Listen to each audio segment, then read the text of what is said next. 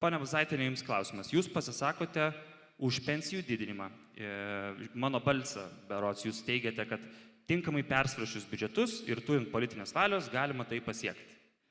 Kaip konkrečiai Seimo narys gali padidinti pensijas? Dėkoju už klausimą.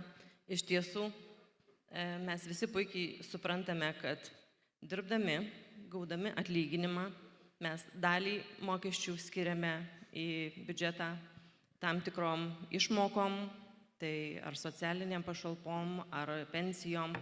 Tai šiandien dienai labai svarbu vėlgi didinti ir atlyginimus visiems Lietuvos gyventojams. Didinant atlyginimus mes, žinoma, surinksime ir didesnės vėlgi įmokas į biudžetą. Tai automatiškai viskas sukasi laikrodžio mechanizmu, gal kartosiuosi kažkur, bet man tiesiog patinka ši frazė.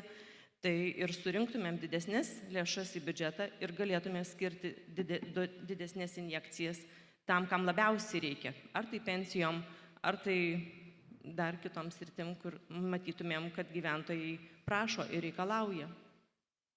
Ačiū Jums.